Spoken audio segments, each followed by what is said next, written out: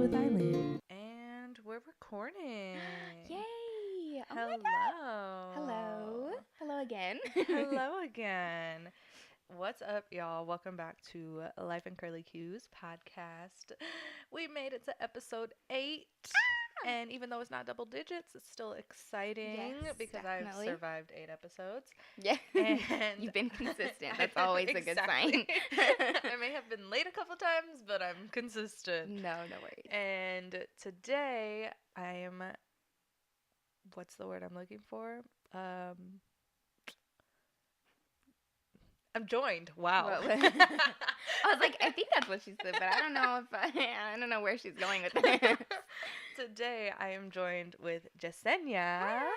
And if y'all don't know, she was on the very first Yay, episode. number 1. Oh my gosh. I know. And number 8. I mean, when you think about it, that's a consistent It's timeline you've got going. It's Yeah. been a while.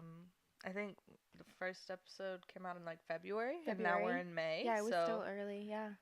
So oh my God. yeah, we're halfway through the year. we're halfway through the year. It makes me depressed. It's going too fast. And so she is back because we're going to talk about some fun things today. Mm-hmm. As always. When I is feel like it all not of our fun? conversations should be recorded. Oh my gosh, that'd be We talk so about funny, the most though. random things, but honestly, it's always like really entertaining. Yes, for sure. definitely. I'm like thinking of Yeah, those thinking. conversations. Yeah. So today we are sitting. It is Sunday morning. We are drinking our coffee. Got myself a little cinnamon roll from man. Whataburger because So they are good. delicious. So good. And so we are just It's morning talk. It's morning talk. Mm-hmm. And I don't want to say coffee talk, even though I'd want to say coffee talk. But I know that Zane, Hijazi, and Heath Husar from the Vlog Squad from the Vlog Squad that we follow, yeah, they do their coffee talk. So I'm not trying to rip them off. Gotcha. Did you see what David Dobrik posted the other day? Yesterday? Today? Marrying Jason's God, mom. I was like, he is doing the most. Now I'm kind of starting to wonder, like, are you running out of content that you really have to take it that far? It was so good. It was like, so that good. Was like so all, well played and I'm planned assuming, out. I'm assuming it was like a span of like a couple days. Oh, but for sure. His editing makes it feel like it's It all in happened one. It's so like this is instant. chaotic. Yeah. I don't know how I That could was keep up. hilarious. And then his friends' reactions to Yes. it, like they couldn't Oh believe my it, but they God, were also no. like, "Oh Once my they saw gosh." the paper, it was like, "Oh my God!" But you know what's funny is there was someone else who did something kind of similar. I don't know if you know her. She's a Canadian YouTuber. What is her name? She's so sweet. I love her channel. But the difference with hers was that she married her sister's boyfriend. What? Same thing, like married. And basically, no. Sister's boyfriend? Yeah, because what was happening was that she was saying the same thing. You're never gonna get married because she's like kind of like ambiguous in the sense, like she really doesn't. You know how now with sexuality and stuff, like there's really no like title for anything anymore. There's like no label. No labels. Yeah. And so for her, it's kind of like that too. But it was a similar situation. It wasn't as chaotic and like honeymoon and all that stuff as David Dobrik, because he obviously takes everything to the next level. For sure. But she did something similar. And apparently after doing that, I guess they didn't really quite think it through because it takes a long time for you to get it annulled.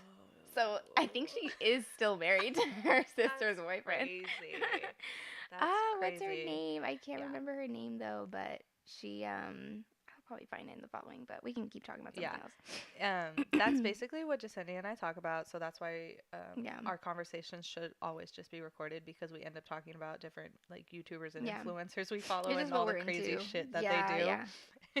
And just vicariously live through their lives and just watch all of their lives. It's just pure entertainment. I watch more YouTube now than I do TV. That's what I noticed. The extent of my TV watching is like the news, naturally, maybe a few like good sitcoms like The Modern Family. I love that show, but now it's not going to be on TV anymore, so I guess I'm watching more YouTube. Yeah. Well, they have another season. Their last season. Yeah. Which I'm sad about. But it had a really, I mean, it's a strong show. Yeah. So I think it's definitely one of those where I'm like, I think I'll buy the box set because it's like I love that. It's an endearing show. I keep trying to find a place where I can watch from the very beginning. Yes. But I can't. Yeah. And so I'm just like, I gotta wait to see. They play it randomly. Yeah, I watch the reruns, but I want to like sit and just binge watch it from the beginning because I know the characters and everything. Yeah. But I go in the middle of like every storyline. Right. So it's not like from beginning to end and you can follow along because they have continuous jokes throughout every season. So it is kind of like, if you don't know about what happened in this episode, it's not going to click in the other. Exactly. But for the most part, they're pretty good about every episode still feeling like it's a whole new thing, which is fine too. Yeah. I like that. Crazy. Okay. So you're still looking for that? Yeah. I'm chatting with you. We're gonna be in the middle of our conversation. Yeah, literally. Oh my god, it won't happen until like the end of the show probably. So. You've already told me your adulting moment story. Yes. So to kind of continue off of that, any updates or any recent adulting moments that you're like, oh my gosh? Well, I mean, besides, I got a raise, so that was nice. Oh, congratulations. We love a working woman. We love it. I'm like, yes, pay me. No, because I work for a small business.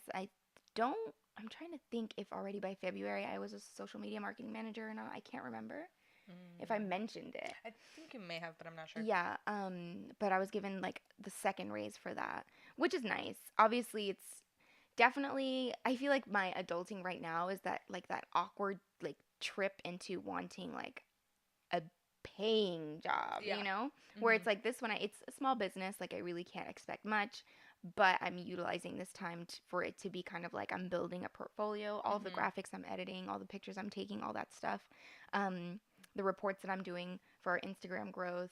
I think since I started in the position, and even before then, I actually haven't counted before then because I've been essentially like the face of the store since I started working there.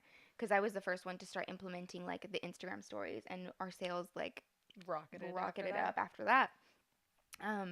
And I've grown the following by 3,000. So it's like, that's okay. And awesome. They already had like a pretty good following because right now we're at like 18.5, I think. And when I started, it was like at 18.2. But I think that kind of shows us like I can build a following. Like I can do this. And I guess I'm part of the adulting right now for me is that like that frustration of like knowing what I'm capable of, but not knowing how to implement it into something for myself. Which is why, like what we were talking about earlier, it's kind of like, I know I can do this. And people always like will send messages and all that. Like, oh my God, like there's been brands that have contacted our Instagram for the store. Literally, they were like assuming like, oh, like since you're an influencer with a store in San Antonio, like they think I'm the one who owns the store. And then I'm in it. I'm like, because I'm the only one that they ever see on Instagram. So they kind of connect the two. And it makes sense, I guess, from the outside looking and not knowing the inner workings of the store, but it's like, like it's like you're the face of the of the business, but it's like not technically. Like I don't own anything, you know. I'm just working. Yeah, here. Exactly. And you see me because I'm in charge of it. Yeah. So so I always try to like, I don't know, it's like weird to approach that, but besides that, like getting a raise, having definitely like much more responsibility. I'm kind of struggling with delegating. Like telling people what to do is so awkward for me. I don't know why. But I also feel like partially it's because, when you're working with such different personalities, it can kind of make it a little weird. Especially, that's tea we can discuss later. I don't want this out on the internet. I'm ready. I know. But it's like, it kind of makes it weird and I don't really know how to go about it. But I know it's a skill that I have to earn. I have to work on. Yeah. Besides that, I can't tell you because I blame my anxiety. I have done so much research on this stupid car for months, and you know this. Yeah. And I'm sold on one in particular because I keep playing with numbers. I'm such a cheapskate. I'm trying to like get the least amount of like monthly payments as possible, which is why I was thrilled when your mom said that she knew someone. I was like, yes, that'll probably bump it maybe $300. But I don't know. So besides that, just kind of like wanting to slowly kind of start getting more like responsible with like other finance. Like I pay for these health insurance is a bitch, which is why I want, you know, a job that would give me that. A job that'll give you that insurance. So I guess it's just a matter of transitioning into that. And the other thing too is I've been applying for other positions, but it's kind of weird. Whoa. Because it's like I don't want to leave the store, but you gotta grow. Yeah, and the owner has been very transparent about like, this is all I can offer you. Yeah. You know what I mean? And so I get it, and I like that she at least is transparent in that, and it's not that because I've worked for someone before who is selfish and would rather have you there till you're 40 and not doing anything with your life. But she's very like, no, like if there's more opportunity for you out there, go for it. Yeah. So I applied for San Antonio Express News for social media strategist. So we'll see. I don't know. Big girl jobs. I know, but health insurance. Honestly, when you're growing up and you're adulting and all that stuff, like that's one of the key things when trying to find like a good job for you. Totally. Does it have benefits? Absolutely. Can I get discounted insurance? Because at the end of the day, when you, let me tell you, I dream in numbers. Like I've calculated it so many times. Like you really do. The bulk of your income really does go towards those things that you like reluctantly pay for, but you know you need it.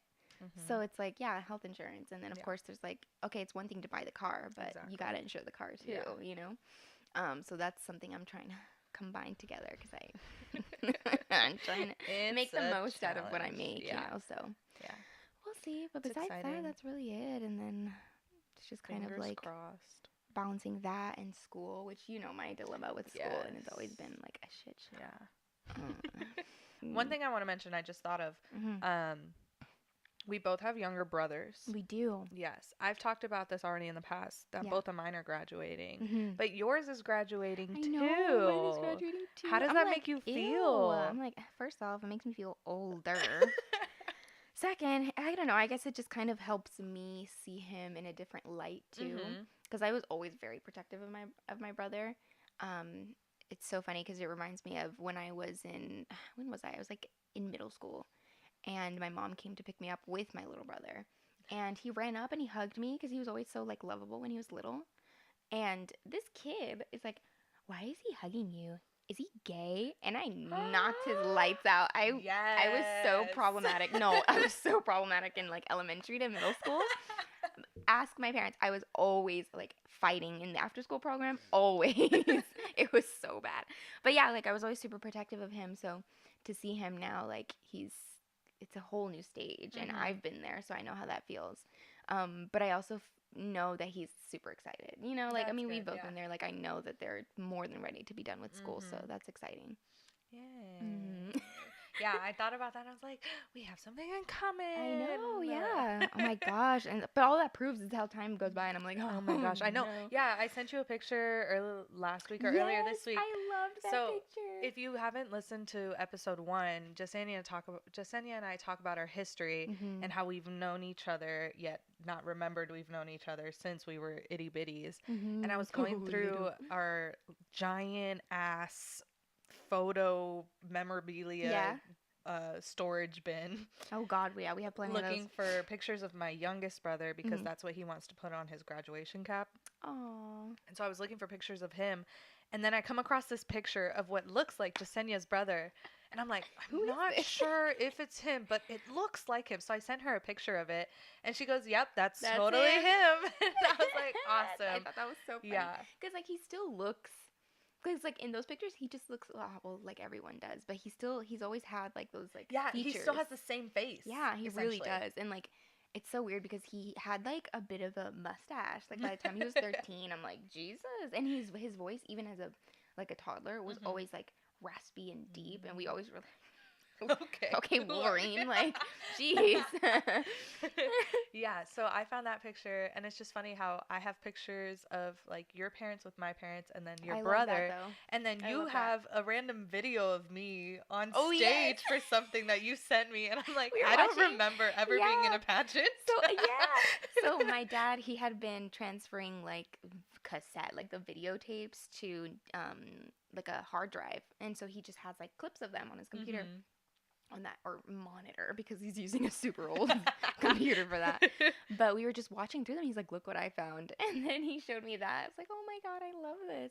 Yeah. But I love that because I kind of like being sentimental about it. But it's like our parents have like pictures together, pictures of us when we were little. And now like we hang out now, we have pictures now. So it's like this great timeline that we have going. And I totally see us like continuing that, like us being together, hanging out with with our brothers, eventually their wives, and then eventually like all of our kids together. It's gonna be so bizarre, but it's like I like that's gonna be kind of like a legacy that our parents really started for us. Yeah. Because they were the ones who became friends first, and through mutual people as well. But I do enjoy that they were one of the few that definitely kind of like kept the relationship going, because we were definitely excited at the idea that it's like, okay, we know someone in San Antonio, so we were looking forward to seeing you guys. Yeah, exciting. On to different news. I can't find this YouTuber, so you're gonna find her, or she's like, gonna pop up when I'm gone. I don't know why I'm thinking of like letter M.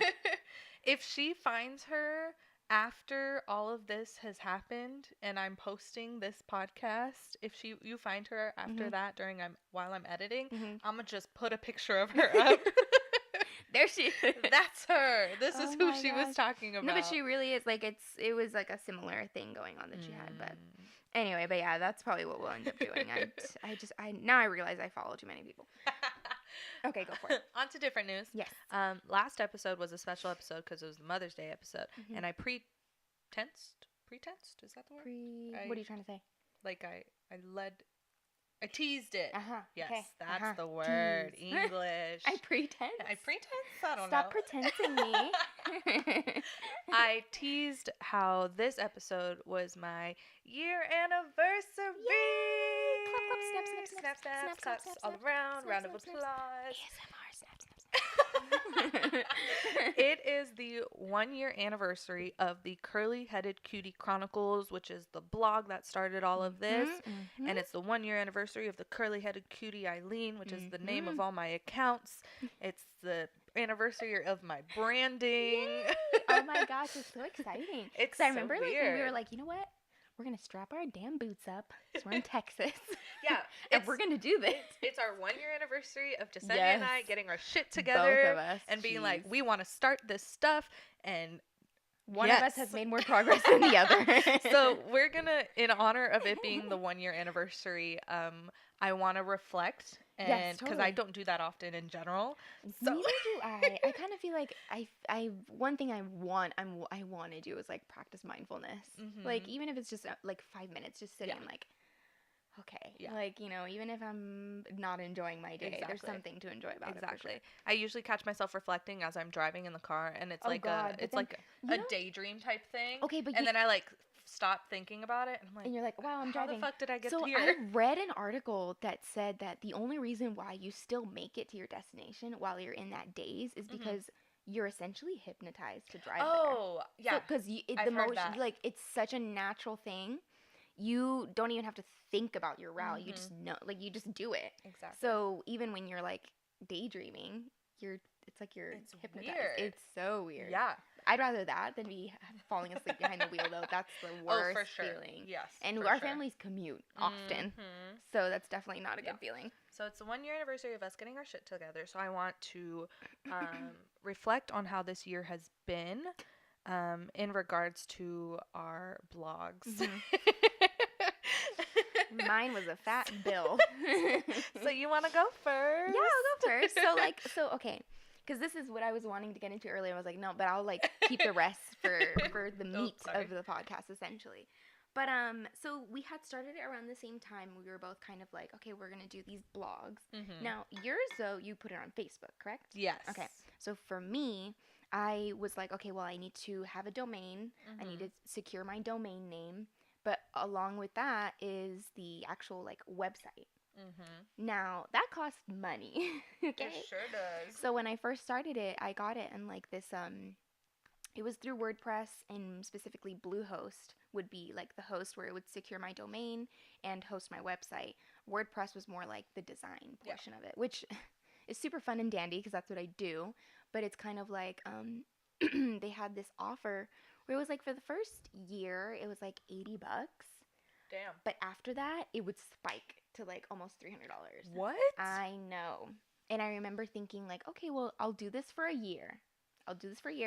If it takes off, I should be able to afford the 3-something. Didn't happen, right?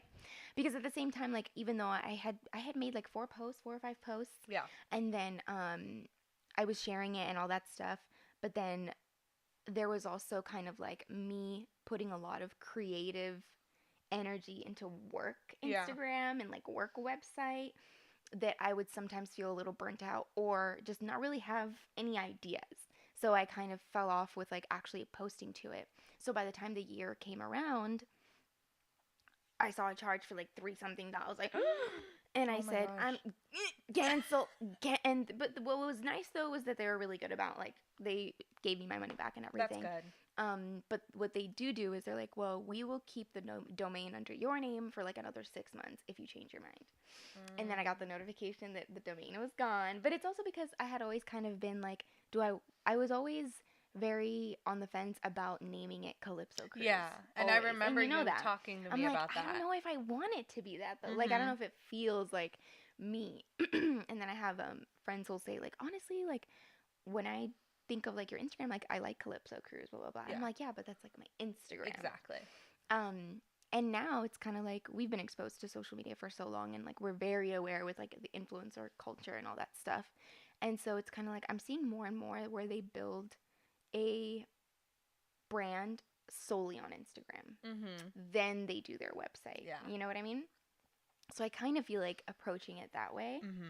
And just creating really nice like visual content and eventually post. And I do want to post to like Instagram TV and stuff like that.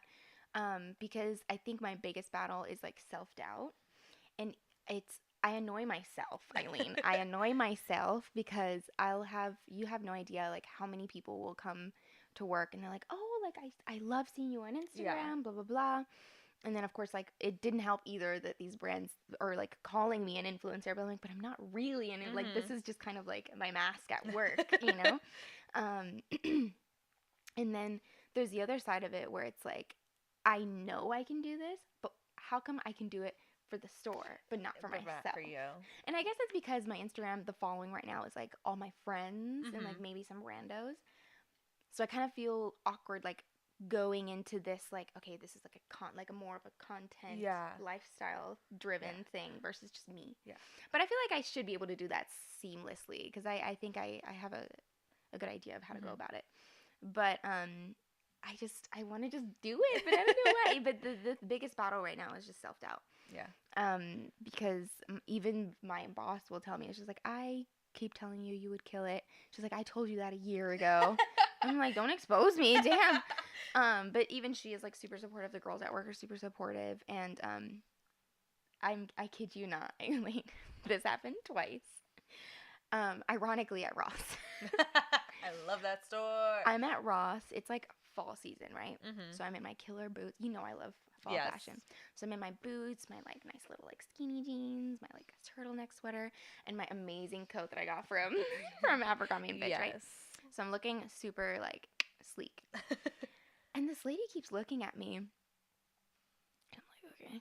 And then she goes, you're from that store, right? She's like, from Camilla Crown. I said, yeah, that's me. And she's like, I just love seeing you. She's like, you're just so good at that. Blah, blah, blah, blah. And I'm like, how is it that these people are approaching me outside of work and they're telling me, like, I love seeing you on Instagram. I'm like, okay, I'm gonna shoot myself. And like, all I need places to just, at a Ross. All places.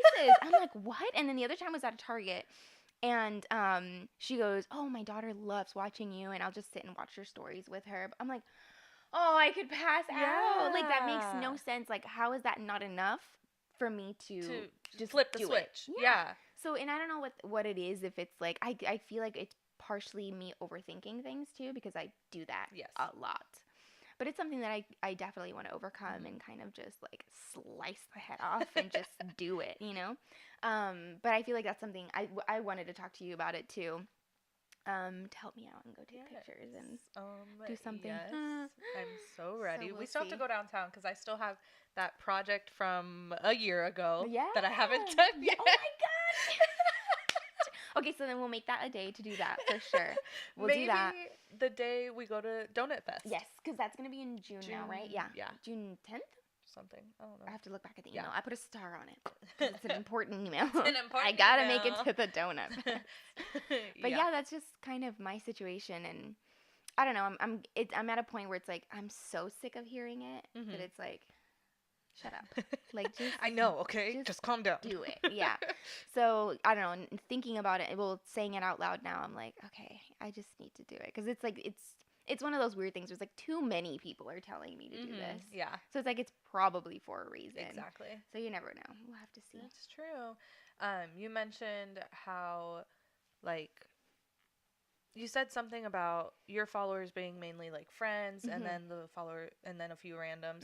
And it made me think like that's something that I kind of felt awkward about when I was first starting out my blog last year. Because you started first promoting it to your personal and then you have your actual Instagram. Yeah, so I started posting it and sharing it like on my profiles, on my personal profiles and everything. But like I would have like anxiety or like shyness in posting it because I was like, I don't want like my friends to like judge me and be like, oh, she's doing this now. She's resorted to this. She's resorted. And so that was one thing that felt weird for me. And I still slightly feel weird about like promoting myself to my personal accounts because it's just friends. Yeah. And I mean, I have people that I went to high school with that are like, they do this too. That do this. Cool. They one of them, she's like an influencer on YouTube. Cool. And she specializes in like mom vlogs and stuff like that because she has kids. And then a couple are like music artists. Oh, nice. Locally, so they post their stuff. Their stuff. So it's like, but since I'm like a different type of category, I feel weird. Like, hey, what's up? I know you guys follow me, and this is awkward, but look at what I just posted. No, and I totally get it because it's kind of like I don't want it to come off as like because my sector, what I'm interested in is very like fashion, lifestyle, beauty. Yeah. Which for a lot of people, they're like, oh, it's very fitting for you because it's genuinely what I'm interested in. And it shows in what I wear, what I do for, quote, living.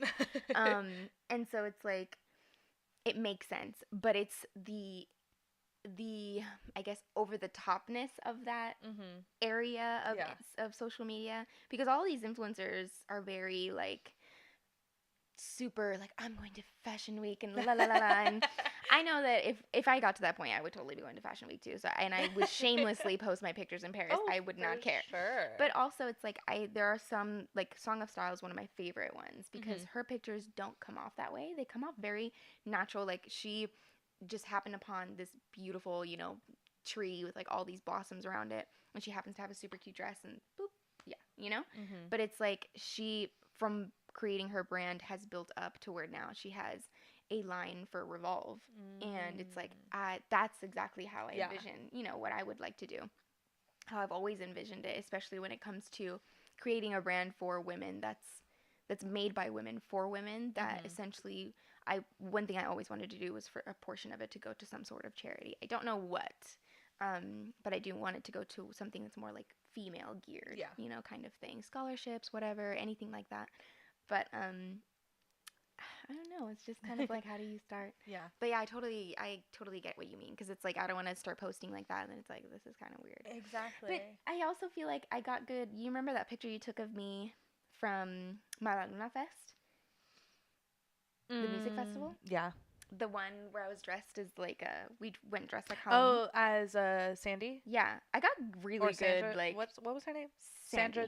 Sandra.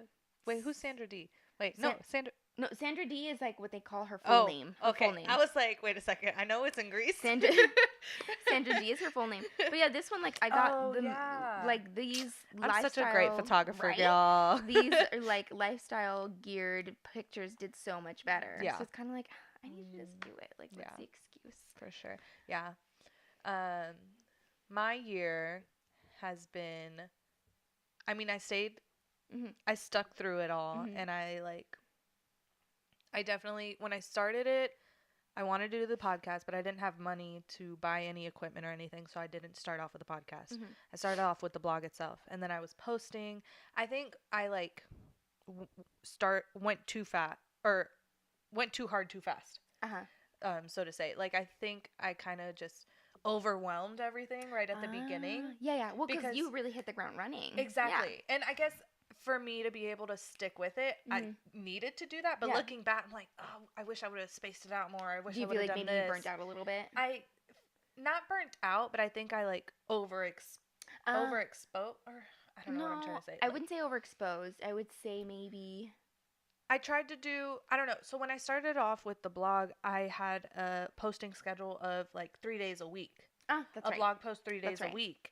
But it's because we were always made to understand, or at least from all of everything that we've learned, is consistency. At least one thing a day, that type of thing. And so in that case, I was following the quote unquote trend of social media. Yeah. But I think because I went too hard too fast on a posting schedule, I in that case did get burnt out of ideas. I kind of just because you were trying to shell them out exactly. back to back. I threw out all my ideas, and then come a few months later, I was like, shit, I don't know what to write about right now, because I covered basically everything I already had planned to cover. And so that's when I would run out of ideas, and then the night before I was supposed to post, I'd be like, hey, or I guess last August as an example, for back to school season, I ran out of ideas of what to post about. And then the night before, I was posting on my personal accounts, hey guys, for my next blog post, I want to just give advice to incoming freshmen going to college. Can I just get quotes from everybody? Oh, yeah, Are you okay? Right. Yeah. Are you okay with being in my blog? That type of thing. And I had a lot of, that was one thing where I was really shy about posting it on my personal social medias, because I was like, oh, none of my friends are going to respond. But I actually got friends from all different parts of my life responding and giving me their insight. And I was like, okay, cool. Those are the OGs. People are supportive. People like my thing. Good. And so that's what happened. But I think I went too hard too fast, because I was posting a blog 3 times a week, and then on Instagram, we did a photo shoot before we started everything. Because we were like, we need content. Exactly. We need pre-made content. And so we did the photo shoot, and I think I had an Instagram theme, because I had seen it on other people's accounts, where it's a row of photos all tie into one another. They're from the same thing. Yeah. And so I did that, and then I was posting a photo every day. I posted a new blog post. So it was 3 times a week. I was posting a photo on Instagram. Okay. And then we did that. And then essentially as soon as I started my blog, I was traveling, going places. Yeah, that's right. So you if anything, sometimes you even had content without really having to try. Last year was my year of travel. Yeah. Yeah, exactly. And so I was traveling. And then when I went to Puerto Rico last year, I was like, oh my gosh, I'm going to get so much content to be able to post, be able to blog about, that type of thing. And blog-wise, it worked out because you did get a lot of good stuff. I did get a lot of things that I could write about, my experiences and everything. Instagram-wise, I posted too many pictures, and I should have, looking back, I should have spaced out posting my Puerto Rico pictures. Okay.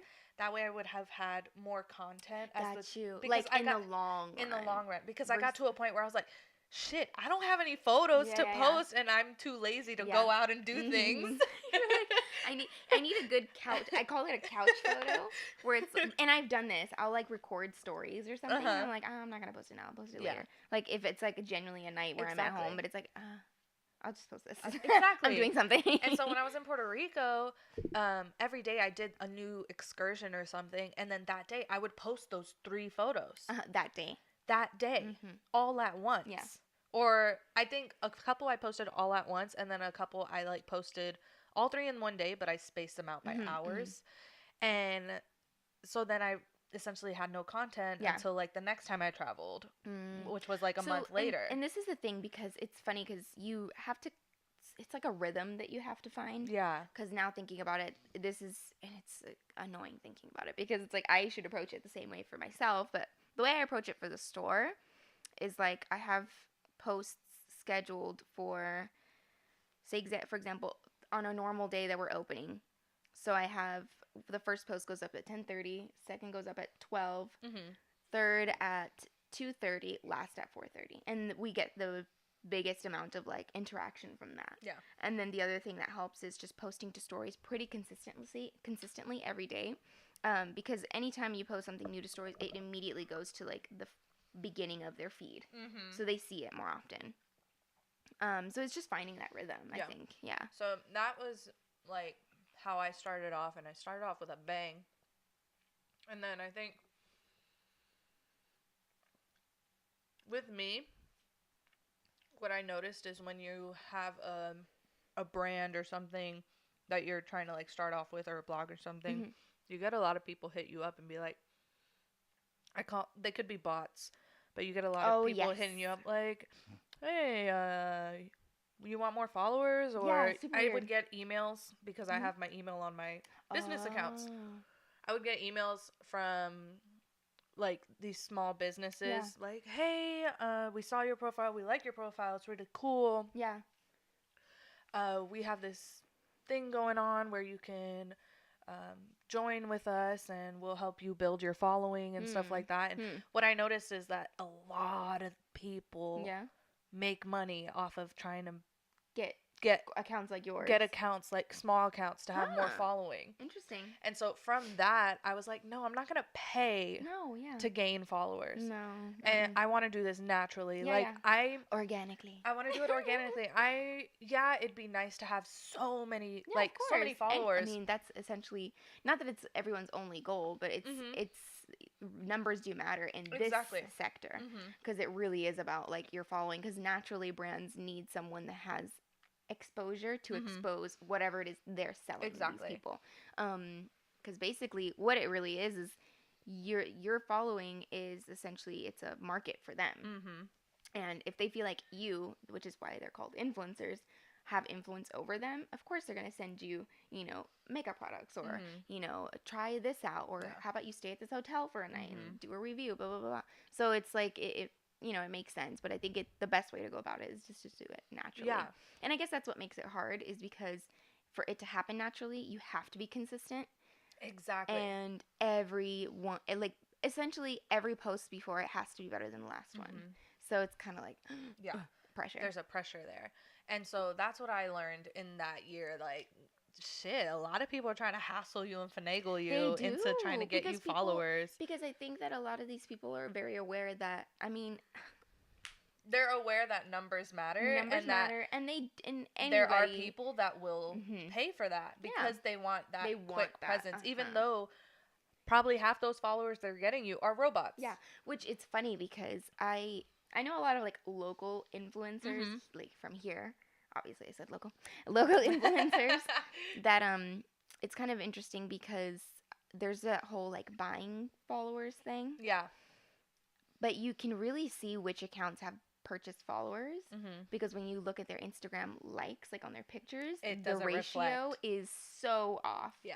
You can have someone with like 114,000 followers, but you go to their last Instagram post, or even like their 12th one, down, and there's maybe only 600 likes or something, and it's like, that's a little low for like over 100,000 followers. So that was that. And these people get brands. Yeah, that's kind of annoying. But it's crazy. Also, I feel like a lot of the brands that reach out to them too are local businesses, and they kind of, maybe they're just trying to get exposure, which is great, but not the amount of exposure that they would expect from an account with such a large following, Yeah. So then there's that, and I was like, no, I'm not doing that. But I did try once in the past year promoting, like buying ad space and promoting my blog on through Facebook and buying like an Instagram ad and stuff just to see how it worked out, because I was always curious and it kept popping up. So I did it for, I think, like a weekend, Oh, yeah. Yeah. And I gained... You were kind of testing it. Yeah, I was just testing it. I gained a few more followers, and then the one picture that I was promoting, that picture ended up getting like 300 likes or something. Nice. Which is the only picture that has made it that far, because if you look at all my following posts and everything, Instagram-wise, my likes... they're not really high, because I don't have that many. I don't have a lot of followers yet. But I want it to be natural. Like, I don't want to buy anything. And the ad was cool because I was more exposed and I got to choose like where it would promote it to. And one of my friends sent me a screenshot. The ad popped up on her phone. She was like, "Whoa, this is so weird." Oh, how cool! I love that. And I was like, "Oh, that's so weird too." You're like, "I'm right there." I'm right there. That's me. But I don't think I would want to do that again unless I was doing something. And then something I tried last year was being like a brand ambassador. Ah, yes. Which, and so I like signed up and I got approved and I got a discount code to promote and everything. But that wasn't really working because I didn't have a big following. Right. And I think the only times my discount code was used was like when I was buying things. And then when I think like a friend bought something. And so I did that for, I want to say like a month or so. And I still have the discount code. It's on my Instagram if you want to check it out.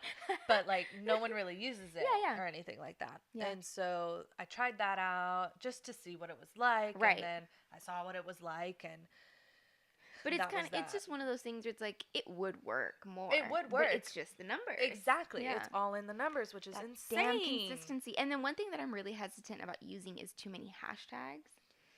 And I still haven't figured out how people do that drop down where it's like, you see just the caption and then it's like ...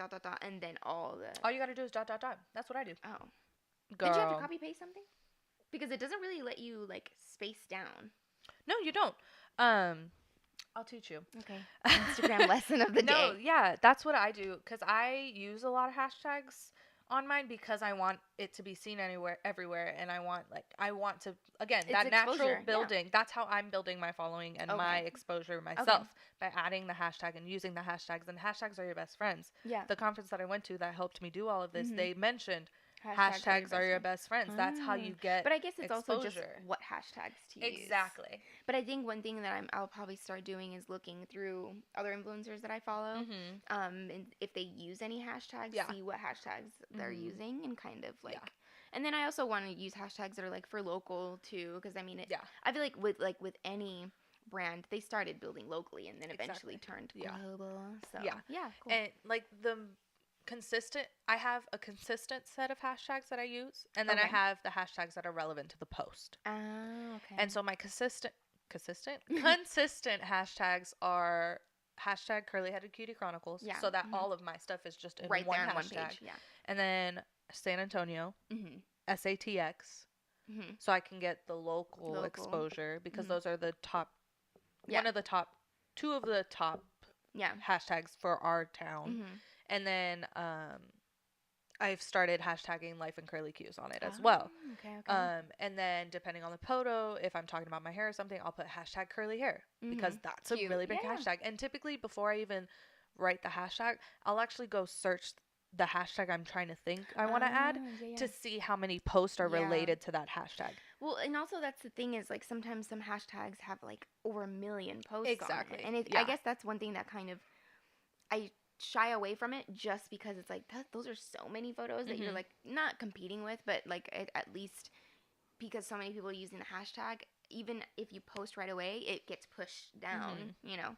So unless someone's just like scrolling through, but then you'll get those few people that are already in that black hole. Oh God, let's not even like get started on a trend you have already. No idea how many times I've just like mindlessly been scrolling through Instagram, and I catch myself. I'm like, jeez. I know, it's crazy. And so, hashtags are your best friends. I use them.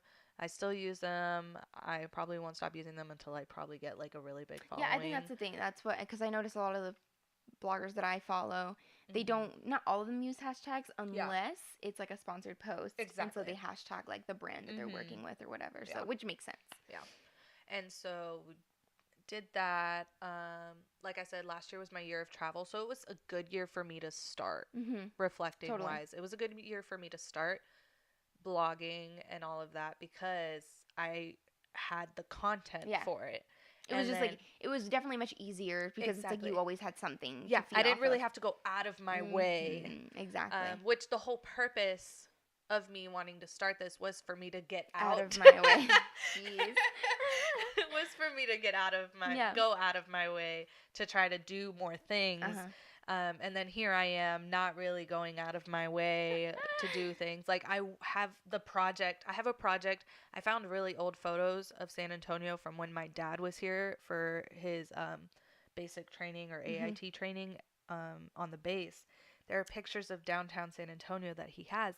And I want to go and take a picture of like the before and after. The before and after. And these pictures are from like before I was born. Oh my God. And San Antonio has changed so much and it's still changing. Yeah. And so I've been wanting to do this project since I started this blog, and Jessenia knows it. We need to do it. And we just never gone. I could have gone so many times because on the weekends all I do is stay home. And the purpose of me doing all of this was to get out there and out of my shell. Same for me because we all know I'm definitely a hermit. Which is another thing that I find so bizarre about me is that for the store's Instagram, I'm so like outgoing and da-da-da. But if I want to do something for mine, I get so shy. It's so annoying. Yeah. That's how I feel with my job too. So with my job, I help them with some of the technology things that happen. Oh yeah. Because I'm technologically savvy and they're not. And so I help with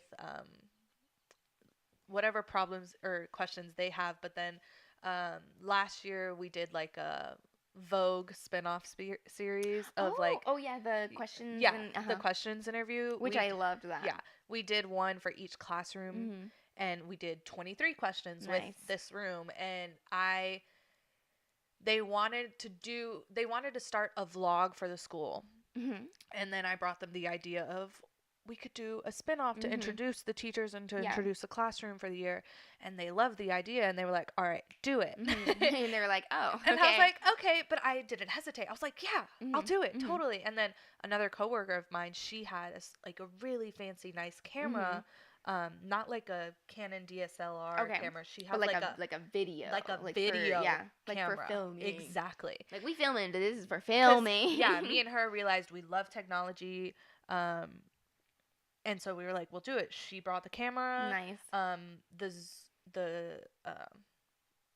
My work provided the MacBook for me to make the video on, and the MacBook had like Adobe Premiere, which I knew how to use from high school because I used it in high school. I was like, this is great. This is software that I love. And so we spearheaded that project, and we did it. And then recently, it was one of our hippos' birthday. And so I was like, people had ideas of like, oh, we'll make a sign for him, we'll celebrate. And then I was like, what if we made a video singing him happy birthday? And take it to the next level. And I had to say it like a few times for like people to be like, yeah. And then, let's do it. And then no one really said, let's do it. And so I was like, fuck it. I'm going to do it. I'm going to make it happen.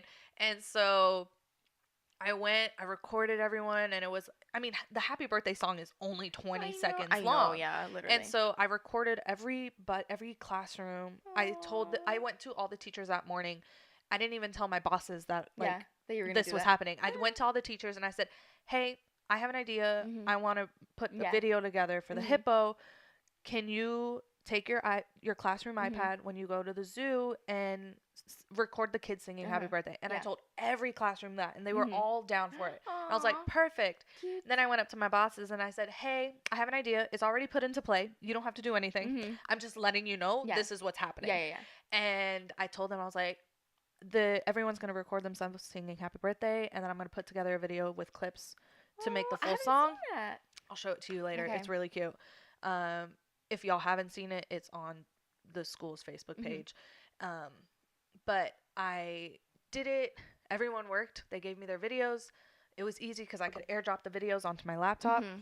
And so I put the video together, sent it to them. One of my bosses, I showed her the final product. She cried.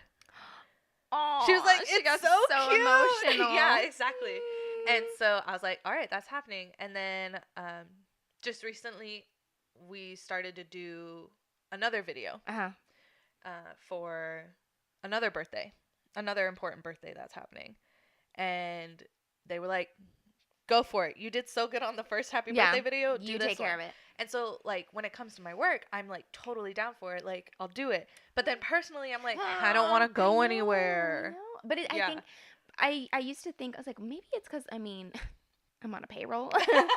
I mean, that's, like, versus, because I guess it's kind of like, it's one of those things where you see the reward. You know what I mean? Like, it deposits, and you're like, this is because of what I've been working on, you know? But I guess with us, eventually it will become a reward, but it's because it's not happening as fast. Yeah. Maybe we're just not as motivated, I feel. I don't know. But I do, the only thing that I find gratifying from that process before it turns into, like, monetary gain is I do like that you get to be creative, you know? And so I feel like that's something that for sure we got to get back on it. I know. 100%. Yeah. Especially, like, since mine is much more, like, visual, like pictures and, like, editing and all that stuff, which I really enjoy. I need to get back on the horse. Girl, you need to get back on the horse because there's 2 YouTube videos that you and I have recorded. I still have them there in my hard drive. So it's funny because I did a Instagram TV for the store.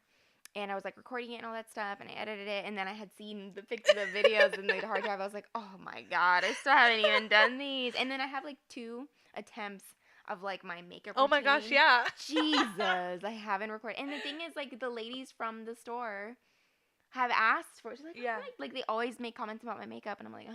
Let me just do the damn thing. So that's another thing that hasn't happened in this year of us getting our shit together. I wanna, like, it's also partially like, do I post it to my Instagram TV? Yeah. Or maybe I could do it where it's like I do it for YouTube, but I just format it for Instagram TV too. I mean, you could do that too. Because I do have a good feeling that IGTV will eventually be like not the new YouTube, but will be like YouTube. Will be somewhere in the play. Yeah.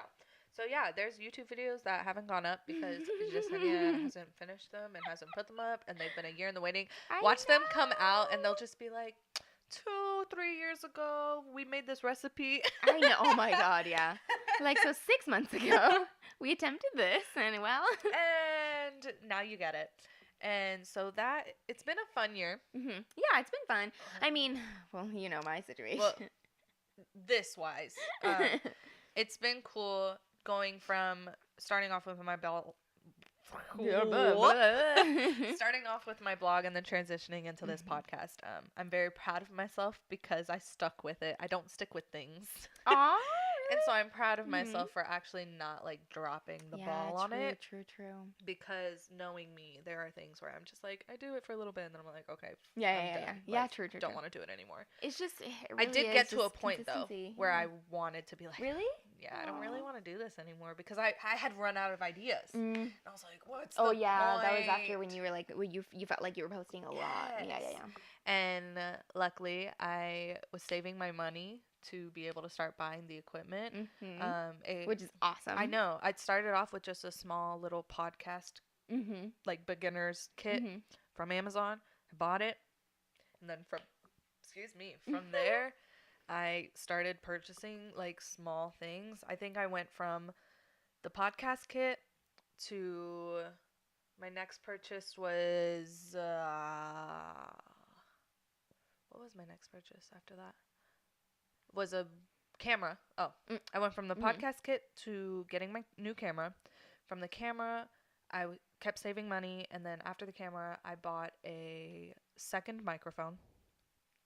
After the second microphone, I bought my ring light because before I bought my ring light, I was using, like, a borrowed ring light. Oh yeah, I need to get a ring light. Yeah, because I use one for work, but I need to get my own to have here. Yeah, and then after the ring light, I bought these beautiful microphone stands, which they're great legit investment. And then after the microphone stands, my most recent purchase was my new laptop. Yay! That has like the software that I enjoy using, and so. That's where I'm doing. My next purchase is another set of headphones. That's what I'm saving towards now. That way my guests can also be listening. Exactly. You can listen to all the ASMR that you need. So that's my next big idea purchase. So it's definitely still growing. Well, since we're talking about next big ideas, I know. what should mine be? What do you recommend? You've been in the run a little more than I have. I think you should just go off into the Instagram to the IGTV things. Mm-hmm. I think you should because I've been wanting to record a video. You should just start off with your makeup routine. Okay. Just do that because that's the video you've been wanting to do, or you've done, but you've been wanting to like post. And I think as a first for your IGTV, I think you should either re-record it vertically. Yeah. That way it's already formatted. Oh, it's totally easier for it. Or just reformat the ones you've already done. And I think you should just go off like into that. Okay. Yeah. And then just go from there. Oh God. And then, you could do like a... I've been wanting to do... I had this idea originally first for the store. Uh-huh. But then I was like, but this is so legit that I want it for me. Yeah. But maybe I could use clothes from the store. Uh-huh. But I've been wanting to record like a day to night video of like fashion in motion. Oh. Where it's like I start the day off where it's like my workwear. Yeah. And then like next it's like, oh, like lunchtime or whatever. And and then like going out at night with like something super cute. But it's like legit like we're downtown filming with a gimbal with the phone. I need to get a gimbal. I found one on Facebook Marketplace, originally like 200 something, but this guy is like selling it for like 95 or something. Dang.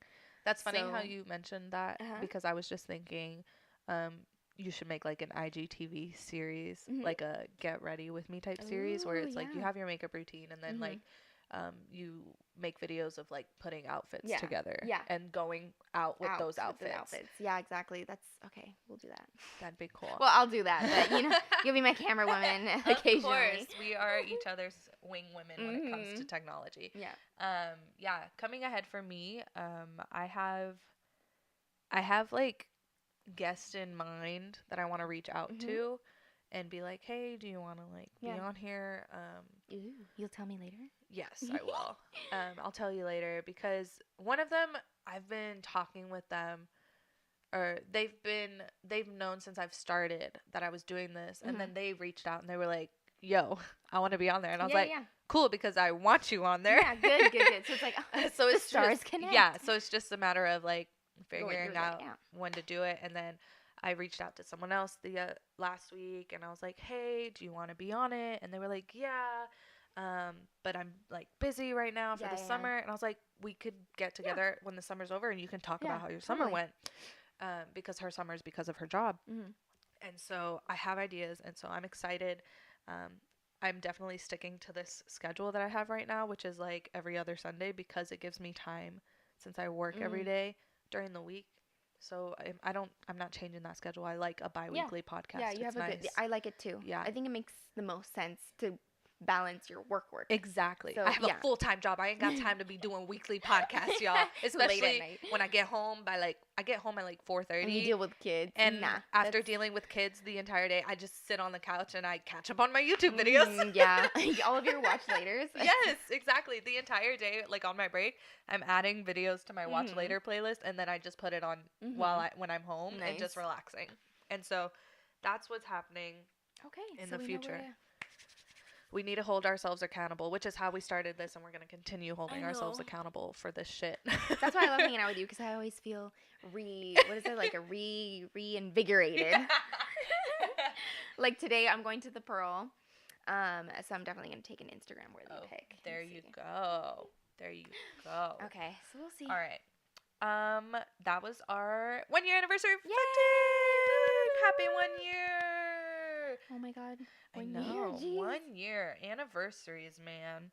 So now we are at the end of the podcast, which means it's time for the donut mug of questions. I didn't know there was a tune. There's not a tune to it, but I just turn it into a tune every episode, I've noticed. That's when you need to start adding like a little jingle or something. I know. Well, I mentioned this, I don't know how many episodes ago or what episode, but I was like, the donut mug. I did some type of like catchy jingle, and I was like, that's not the jingle for it, but maybe eventually I'll have a jingle for it. Yeah. I guess maybe it could be like even just like a sound. Yeah. I don't know, like a chomp and like something like that. We'll think about it. Or it can be this. Pardon your ears. I'm about to do an ASMR. The donut mug of questions. Maybe it could be something like that where I'm like actually drinking from a mug. Yeah, actually. And if anything, if it's not like a pre-recorded sound, I mean, if you have a drink, just oh my god, it could be water and then just like whatever. Okay, next episode we'll see how it goes. Okay, so let's see. All right, donut mugger questions. Go ahead, you go first. Okay. You have to pick ours or just whatever is left over? What? Just pick a random question. Okay. I was like, what are you talking about? I don't know. Okay. Oh gosh. Okay. Oh, this is a deep question. All right, let's get into it. So, has anyone treated you unfairly because you are Hispanic? Very interesting. Interesting. So I have to I have to really think about this because I feel like there have been, growing up, like a couple instances, but it's been more like I'll brush them off because I'm like, no, like there's no way. Like, oh yeah. You know? Okay. Because I guess then I was I definitely understood, like, I think Hispanics really don't get as much of like racism towards them.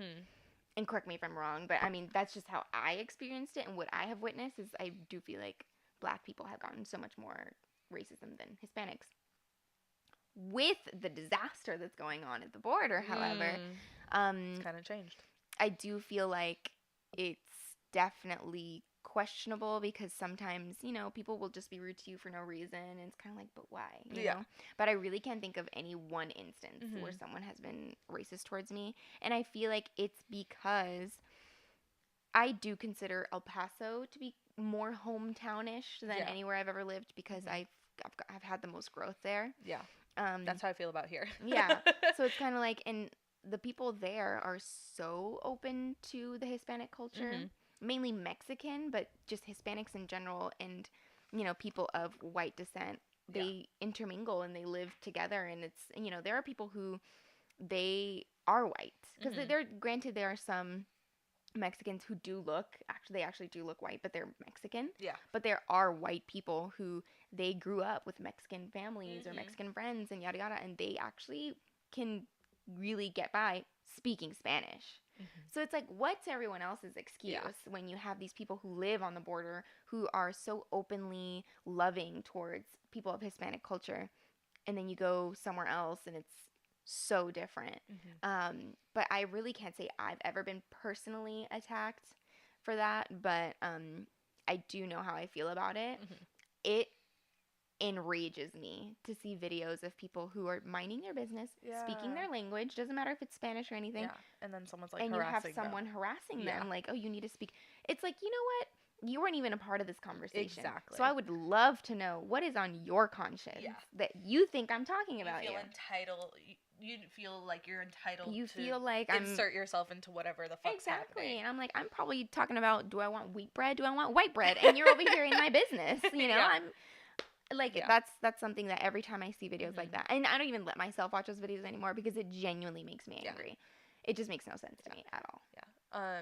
Personally, for me, I haven't been treated differently for being Hispanic. However, for me, it's kind of been a plus because I'm Hispanic. I'm bilingual, and so jobs are always looking for bilingual people. I agree. And the jobs that I've had, I've sometimes been the only Hispanic on the staff that is bilingual. Okay, I have to second I'm that. like, so treated differently for me because I'm Hispanic in a good way is because I'm You're the like only the token Hispanic. I'm the token Hispanic girl at this on staff to be able to go and translate for these people. When I worked at the children's place outlet, I would. So many people from Mexico come up to the outlets and buy all the shit from every single store. Oh, God. Yeah, and believe me, I know. Luckily, when I was there, like, I wasn't the only girl who spoke Spanish, but I'd be working the register and these people would be talking. And I'm like, you would handle it. And then when I worked at massage clinic for a while, I was the only person there that spoke Spanish on staff. Sometimes you kind of feel like and so there'd be someone on the phone trying to book an appointment and they'd speak Spanish only and their English was very, very broken, and so they'd be like, 1 second, let me transfer you over to someone who speaks Spanish. So from whatever I was doing, I would stop, get on the phone, talk to them. they would come in for their appointment, I would be the person handling their appointment because I was the one who could translate. Yeah, you would just be turned over and to you. And exactly. I think that's awesome because, yeah, I definitely have to agree with that because that's always been my experience with any job I've had. And it's always been really great because it's like, it only solidifies the fact that this is a skill we all need. Yeah. Like, I've always felt like by the time our brothers, like, join the workforce, like our youngest brothers especially, that's going to be almost like companies will only want people who are bilingual because it's kind of like that's a plus, you know? And it's definitely a skill that people are missing out on, I feel. But that's always been my situation too. Treated differently, but in a good way. Because even when I went to Costa Rica with my organization back in college, only 2 of us were like fluent in Spanish. And we had broken up into 2 groups. I was in one of groups to translate and communicate with people, and the other girl was in the other group to translate and communicate to the people. How funny that worked out. And so it worked out perfectly. But yeah, it was like my bilingualness is needed. And then even where I'm at now as a teacher, we have staff that speak Spanish. But now I get to teach Spanish to the kids. And in the most indirect way. But I mean, we live in San Antonio. Exactly. You know? In the most indirect way, it's not like full lessons, but like when we did those happy birthday videos, one of them, I taught them how to sing happy birthday in Spanish so that it could be part of the video. Yeah. And they were so down for it because for our winter show, I taught them how to sing Feliz Navidad. Oh, every class chose a song, and I was like, I want to do Feliz Navidad. You're like, these kids learn Spanish today. And so I taught them how to do it. They still sing it to this day. We're walking through the zoo, and they're like, Feliz Navidad. Cuties. They just wanted to be Christmas all year long. They do. How cute. And then they learned Feliz Cumpleaños, so now they alternate from that. And then for a whole week, we were learning about Ecuador. So I was teaching them a Spanish. Naturally, though. Yeah, that makes sense. So every day I gave them a new shape in Spanish. I would like, this is a circle, círculo. And they were catching on to it. And so I was like, it's so cool. Well, yeah, because right now they're at that age where it's like, oh my God, they learn everything. Already know some of the some Spanish, but it was like, again, treat my being Hispanic treated in a good way. Yeah. And you know, and it's funny because it made me think about, because with you and your job and all that, and like for me, I'm the only one who speaks Spanish besides the owner. But because she's been out, she had a baby recently, so she's been out, it's just been me. So anytime we've needed a translator, it's me. Yeah. But it kind of only makes me think of the bigger picture where it's like, you know, you have these people who's like, oh, these Hispanics, like they're taking our jobs. And it's like, well, that's because we're bilingual. Yeah. There's really no other reason. You kind of need someone there. Yeah. It's like if you really think about it, like we have the same education you do, you know, probably if anything, maybe we don't have the same work experience, but our plus is that we can talk to more people than you. But if we do have the same work experience, of course they're going to choose, you know, someone who's bilingual, not even that they're just Hispanic, but someone who's bilingual over someone who isn't. Because the person hired is going to know we do have customers and clients that are Hispanic, speak Spanish, and we need someone on our staff who is able to talk. If I have no one on my staff who cannot talk any type of other language other than English, and we have a guest coming in, and somebody's learning Mandarin tonight. You can't figure out what that person's trying to tell you, and there's a language barrier. Like, no, you need someone to do that. Not gonna work. It's important for every job. So that was a good question. That was a good. Who was that? That was a really good question. No, that may have been you. I don't know. Oh man. Okay, another deep one. Oh geez, what's with the deep question? What was the biggest lesson from your childhood? Damn. I think my biggest lesson, which was kind of an indirect lesson that I learned, like connections. Making connections are important. Oh yeah. Especially growing up, military lifestyle, moving around, connections are very important. Oh, yeah. You make those connections when you first get to whatever station you're at, wherever you get stationed. And then you have to move a few years later. And luckily, during my childhood, like, social media was, like, slowly starting up and starting to happen. And so I wasn't old enough by that point to have my own, but we would stay connected with my mom's accounts and everything and stay in touch with those. And building relationships like that is important to just being able to function as a human. Oh my God, yeah. Totally. Because there's so many memories in that. And then I think also indirectly, another big lesson is like moving around is fun. True. I don't think staying in one place forever, you don't. Like, to you, it doesn't make sense. It doesn't make sense to me. I always imagine what my life would have been like had I grown up in one place, like so many people that I've met before. But I think I took away from that is that I am the person I am because of moving so much. I know how to build relationships very quickly. I know how to talk to people. You developed that skill much earlier than most people do. Exactly. Because I know a lot of people who had lived in the same, and this doesn't go for everyone, but there are people, because there's just people who are naturally outgoing. But there are a lot of people that because they are just kind of in this bubble their whole lives, they don't really quite know. They don't have like the life skills. No, to it seems interact. That way, or at least they just come off socially awkward, or if anything, they're just very, what is that called? They settle. You know, they're like, this is good enough. Yeah. And for me, I would have to second that, but I think when it comes to the biggest lesson, it's more so. It's the connections you make, but it's also the connections you lose. Okay. Sometimes people, they really just aren't, they're really supposed to be there for a portion of your life. And those lessons that I've learned from those people have still stuck to me to this day. So it's like little lessons along the way of the relationships that didn't last. Not in any like weird way, but it's like kids I grew up with. You know, like I remember their faces, I remember their names. But I don't know where they are now. You know, I especially think about the kids that I used to play with outside in Fort Knox. And I literally every day, oh my God, we were Rugrats for sure. Like we would be outside every day. And through that, it was like you indirectly, like you were saying, you learn interpersonal skills and communication, all that stuff at a young age. And then you kind of learn to overcome that, like the mourning of like losing friendships, you know? And like knowing that, especially at the time, it's not like Facebook was a thing. Like, oh, let me add you on Instagram. You know, like no, like these are connections you're gonna lose. So it's just kind of like knowing how to handle that, because handling relationships that end now is a little easier because you know it's like it's for a reason. It's for me to let go of. To be cleansed. Yeah, totally. For real.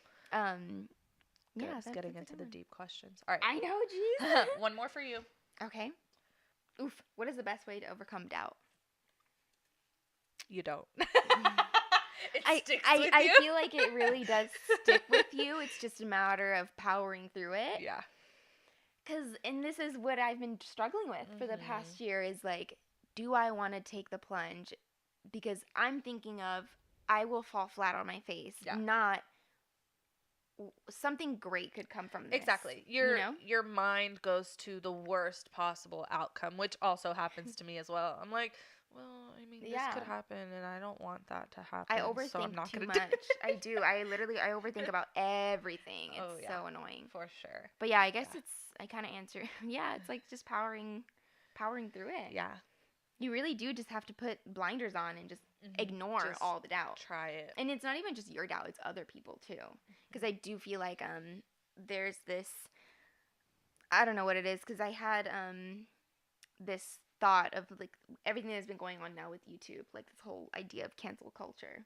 How people, you know, they get built up so high, and one mistake and they just get completely demolished by everyone on the internet, including by people that they don't know. Yeah. So you're getting all of this negativity thrown at you from left and right, whether it's doubters, haters, whatever. And it's like, how does someone who has been in the public eye for so long overcome something like that, you know? And so and then there's me, who I'm not technically in the public eye yet, but it's like I'm crippled by something it's like clearly this person's going through something so much worse than I am. Like I'm not there yet. Yeah. Why am I so afraid as if I was in their position? Yeah. So it's just like, there's no excuse. Yeah. It's just a matter of, as far as like trying to overcome doubt and like handle doubt, again, like I said, sometimes you just don't try to overcome it. Kind of like ignore the introvert in me is just like, you either ignore or you just let it take over and consume you. But also it's a matter of like trying to challenge yourself. when I was in school back in the day, I would challenge myself by taking big classes. And I'm at a place where I have confidence in myself to be able to do things. But then I also lack the confidence in myself to do things. I have the doubt that, I don't think so. Like, just recently, with different job opportunities and stuff like that, I doubt myself. And I'm like, no, I'm not ready yet. Like, I think I still need a little more time with this. But my bosses and people in charge and my parents and everyone, they're like, no, you totally can do it. Yeah. But it's a matter of, like, I'm doubting myself because I don't want to take that challenge. Yeah. Even though everyone on the outside's like, no, you're perfect for that. Yeah. You can do it. We know you can do it. I'm like, you put me where you want me. I'll do whatever you need me to do. Yeah. But just when it comes to personally, I'm like, damn, we gotta stop that. So I know I wanted to look up this because this person, he posts a lot of like motivational stuff. But one thing he was saying, he's like, are these beliefs actually working for you? Is the belief in a limited amount of love or money working for you? Is it the belief that you can't do it working for you? Is the belief that you are not worthy working for you? Is the belief that you are not worthy? Oh, I was reading that again. If not, use the affirmation I swear by and use on a daily basis 1,000,000 times a day. Cancel, clear, delete. Oh. So anytime you have that doubt, cancel, clear, delete, and move on. And just move on. Interesting. All right. The final question of the day. What is the last movie you saw? Oh, good question. Like out to the movies? In general, the last movie. Secretariat. Oh. Kind of random. Yeah. But I was literally sitting here working on like a mindless assignment. It was something I really didn't have to try so hard for. So I just like background noise too. Yeah. And I had it playing. And I feel like that genuinely, maybe you know Secretariat. Yeah. It's a movie about, so Secretariat, also known as Big Red, is what is it? He has the highest record, or like he's like the most best popular time horse, racehorse. Like his timing for the Grand Preakness or something like that is like has not been beaten, and he's to this day is still known as the greatest racehorse to have ever lived. And the actress is, oh God, what's her name? I have such a girl crush on her too. Like I think she's a great actress. God, we need to have these. I need to look at it. But I just think the film itself, as you know, the topic maybe isn't what everyone is interested in. Yeah. Grant, you know me, I love horses. Like I could stare at them all day. But so it attracts me that it's about a horse. But the film itself is so good. And it's done by Disney too. I don't know if you knew that. Yeah, I knew that part. Which was, I think that was one of the first movies that like Disney did, and it was like weird for Disney to do a movie like that. Like very not their typical film. So this one, it was filmed in 2010, and Diane Lane. Do you know her? And the name rings a bell, but if I see her face. Yeah. Okay. Yeah.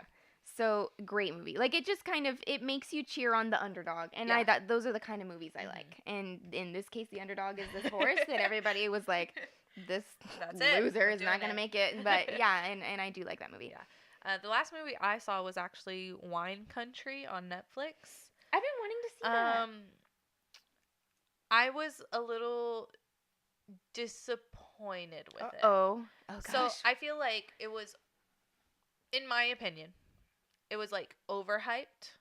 Oh, okay. Okay. And like overhyped as to like how hilarious it is, and like maybe all the funny parts were in the previews. So when you watch the movie, it's like, oh, that's it. Exactly. And maybe that was it, because there definitely were parts in the movie where I was like laughing and it was funny, and the premise of it was like it made sense, and it was cool that it's a movie based on an actual birthday gathering that all those actresses had together. Okay. But it was a good movie. But there were parts in the movie where I like started checking my phone in the middle of the movie. So it kind of sounds like they were trying to recreate something that they had gone through. Exactly. Which perhaps it may have come off try hard. Yeah. maybe it was one of those things where it's like, because once it's funny the first time, there. Yeah, exactly. And they were trying to project that to everyone, but it's like it didn't. Yeah, it didn't measure. It was a funny movie, but not. It was. I think it was too overhyped as to how funny it was going to be. All right.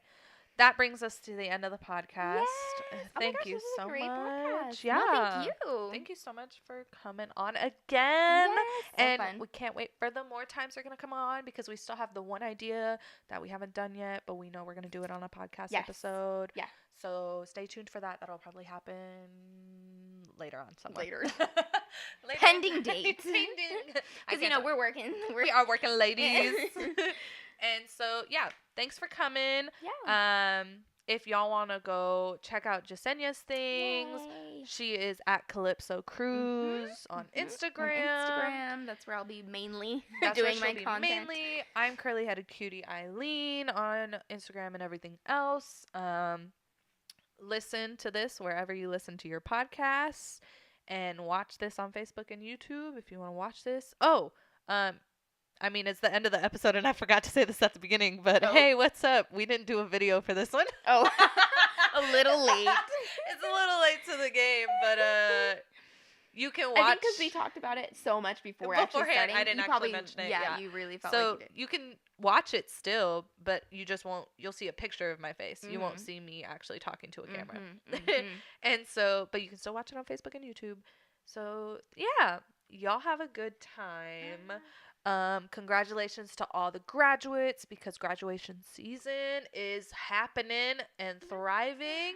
Oh my gosh. And yeah, we'll talk to you on the next one. Bye. Bye.